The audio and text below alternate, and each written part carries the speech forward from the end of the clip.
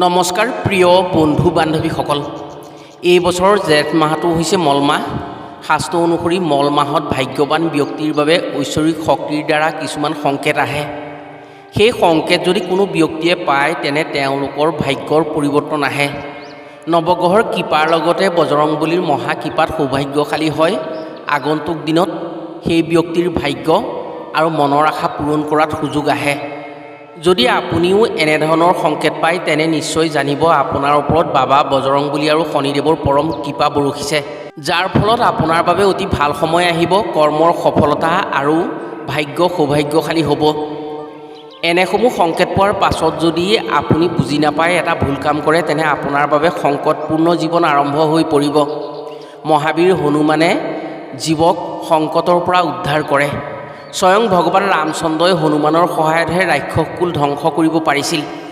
সংকটমোচন মহাবীৰ হনুমানে যেতিয়া আপোনাৰ প্ৰতি সন্তুষ্ট হৈ কৃপা বৰষিব, তেতিয়া আপুনি পাছলৈ ঘূৰি চোৱাৰ দৰকাৰ নাথাকে। দিনক দিনে সফলতাৰ দিশত আগুৱাই উন্নতি কৰিব পাৰিব। হনুমান আৰু শনিয়ে যেতিয়া কোনো লোকৰ ওপৰত শুভ দৃষ্টি দিয়ে, তেতিয়া সেই ব্যক্তিয়ে কিছুমান বিশেষ সংকেত পায়। সেই সংকেত পোৱাৰ পাছত কিছুমান নিয়ম নীতি মানি চলাটো সেই ব্যক্তিৰ বাবে অতি দৰকাৰী হৈ পৰে। শনি আৰু মংগলৰ কৃপাৰ অবিহনে মানুহৰ ভাগ্যৰ পৰিৱৰ্তন নহয়। শনি আৰু মংগলৰ কৃপাতেই মানুহৰ ভাগ্যৰ পৰিৱৰ্তন হৈ উন্নতি হয়। শনি মংগলৰ কৃপাৰ অবিহনে স্বয়ং বিধাতাই লিখা সৌভাগ্যও কেতিয়াবা দুৰ্ভাগ্যলৈ পৰিৱৰ্তন হয়। জেঠ মাহটো হৈছে শনি আৰু মংগলৰ পূজাৰ পবিত্ৰ মাহ। স্বামী ৰামৰ সংগ পাইছিল এই মাহতে মহাবীৰ হনুমানে, আৰু মহাবীৰ হনুমানে স্বামীৰ সংগ পাই অৰ্থাৎ স্বামী ৰামৰ সংগ পাই তেওঁ শক্তিশালী হৈছিল। সূৰ্যৰ তনয় শনিয়ে জেঠ মাহতেই জন্ম লাভ কৰিছিল। সেয়েহে জেঠ মাহক ডাঙৰ মাহ হিচাপে ধৰা হয় আৰু জেঠ মাহত জন্ম হোৱা জাতক জাতিকাক সৌভাগ্যশালী বুলি ধৰা হয়। এই মাহত যদি কোনো লোকে কিছুমান সংকেত পায় তেনে নিশ্চিতভাৱে সেই ব্যক্তিৰ বাবে সৌভাগ্য আহে আৰু সেই ব্যক্তিয়ে উন্নতি কৰিব পাৰে। আগন্তুক দিনত তেওঁৰ বাবে অতি শুভ দিনৰ আগমন হয়। কৰ্ম সংস্থাপন ব্যৱসায়ত উন্নতি হৈ আনৰ ওপৰত ৰাজত্ব বিস্তাৰ কৰিব পাৰে। আজিৰ ভিডিঅ'ত আমি আপোনাক জনাম জেঠ মাহত কি কি সংকেত পালে মহাবীৰ হনুমান আৰু শনিদেৱৰ বিশেষ কৃপা পায় আগন্তুক দিনত মহাভাগ্য উদয় হয়। সেই সংকেত পালে কোনসমূহ ভুল কাম নকৰাৰ লগতে কি কি নিয়ম নীতি মানিব পাৰিলে সৰ্বপ্ৰকাৰে উন্নতি হৈ সুখী হ'ব পাৰে। গতিকে আজিৰ ভিডিঅ'টো আপোনাৰ বাবে অতি গুৰুত্বপূৰ্ণ ভিডিঅ'।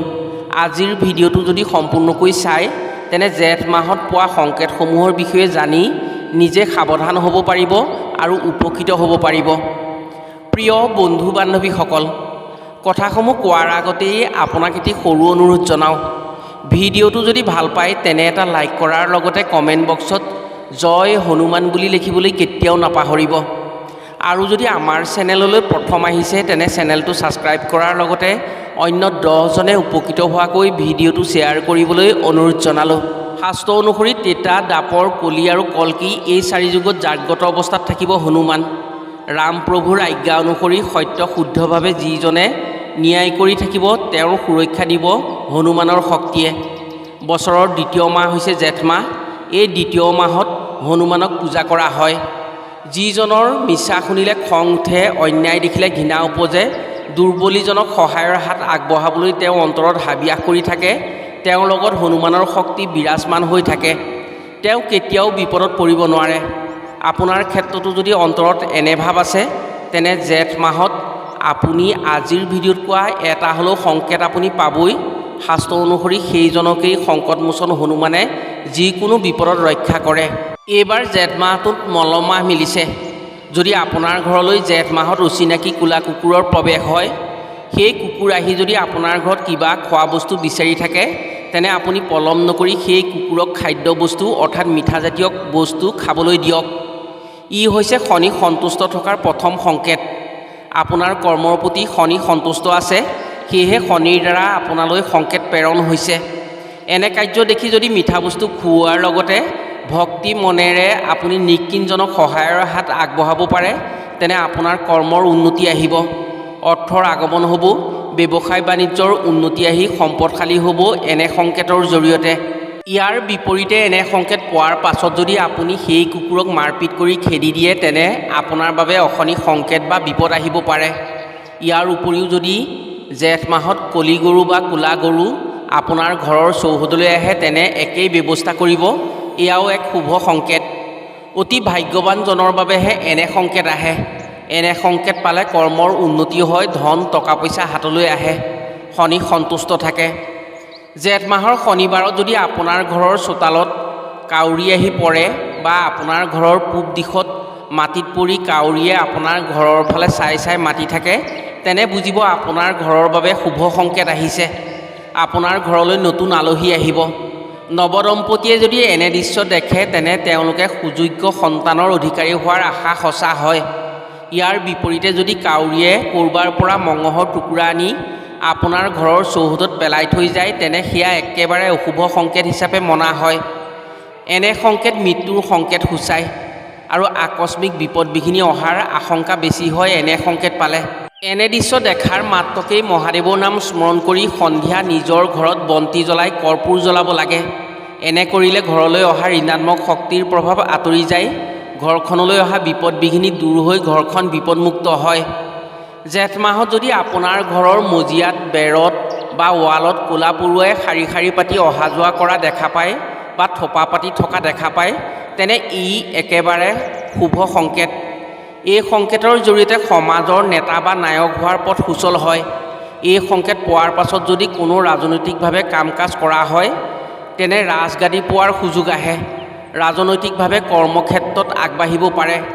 এনে সংকেত সামাজিক সংকেতৰ সুযোগ পোৱাকে সূচায়। শনিদেৱৰ কৃপাত সেই কৰ্মত মান সন্মান, গুণ যশস্যা বৃদ্ধি হৈ উন্নতি কৰিব পাৰে। জেঠ মাহৰ মংগলবাৰে যদি আপোনাৰ ঘৰলৈ আপুনি বা আপোনাৰ ঘৰৰ আন মানুহে গম নোপোৱাকৈ বান্দৰ আহি নষ্ট নকৰাকৈ চুপে চাপে কিবা বস্তু অৰ্থাৎ খাদ্য বস্তু খাই গুচি যায়, তেনে আপুনি জানিব আপোনাৰ ঘৰখনৰ বাবে সৌভাগ্য আহিছে। কাৰণ হনুমানজী হৈছে চাৰি যুগৰ জাগ্ৰত দেৱতা আৰু হনুমানজী হৈছে বান্দৰ কুলৰ। আপোনাৰ প্ৰতি সন্তুষ্ট থকাৰ বাবেই তেওঁ আপুনি পূজা নকৰাকৈয়ে আপোনাৰ পৰা পূজা গ্ৰহণ কৰি গুচি গৈছে। এনে ঘটনা যদি জেঠ মাহত আপোনাৰ লগত হয়, তেনে বান্দৰে কৰা কাৰ্যৰ বাবে খং নকৰি হনুমানজীক ধন্যবাদ জনাই তেওঁৰ নামত মংগলবাৰে বন্তি জ্বলাব, নহ'লে বান্দৰক কল খুৱাব। আপুনি আশা কৰা অনুসৰি জেঠ মাহতেই ফলাফল পাই যাব। বান্দৰে বহু মানুহক আমনি কৰে, বহু বস্তু নষ্ট কৰে।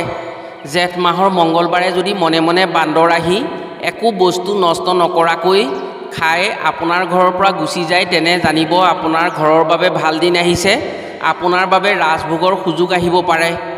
জেঠ মাহত যদি অসহায় পশু পক্ষী আহি নিৰ্ভয় মনেৰে আপোনাৰ ঘৰৰ চৌহদত থকা আপুনি দেখা পায়, বিশেষকৈ 2-3 দিন ধৰি বান্দৰ আপোনাৰ ঘৰৰ চৌহদত থাকি একো বস্তু অনিষ্ট নকৰাকৈ থাকে, তেনে নিশ্চয় জানিব আপোনাৰ চৌহদত যোগাত্মক শক্তিৰে ভৰি পৰিছে, আপোনাৰ ঘৰৰ বাবে ভাল দিন আহিছে। বাবা বজৰংবলীৰ কৃপা বৰষিছে আপোনাৰ ঘৰৰ ওপৰত। আপুনি এটা কথা ধ্যান দিব, যদি জেঠ মাহত আপোনাৰ মনলৈ বিশেষ ভাল চিন্তা, যেনে ধৰক আনক সহায় কৰা, আনৰ উন্নতি দেখি ভাল লগা, মাজে মাজে কোনো কাৰণ নথকাকৈয়ে মনটো পবিত্ৰ লগা, নামঘৰ মছজিদ মন্দিৰলৈ যোৱাৰ ইচ্ছা অহা ইত্যাদিবোৰ যদি আপোনাৰ জেঠ মাহত মনলৈ আহে, তেনে জানিব আপোনাৰ কৰ্মৰ জৰিয়তে আপুনি বাবা হনুমানৰ ভক্ত হৈ পৰিছে আৰু আপোনাৰ ওপৰত তেওঁৰ বিশেষ কৃপা আহিছে, যাৰ ফলত আপুনি নজনাকৈয়ে আপোনাৰ মনলৈ সংকেত আহিছে। এনে সংকেত পালে ভাগ্যৰ পৰিৱৰ্তন আহে। এনে সংকেত পালে প্ৰভু শ্ৰীৰামৰ নাম জপ কৰিলে হনুমানৰ বিশেষ কৃপাত উজলি উঠিব পাৰে আৰু উন্নতি আহে।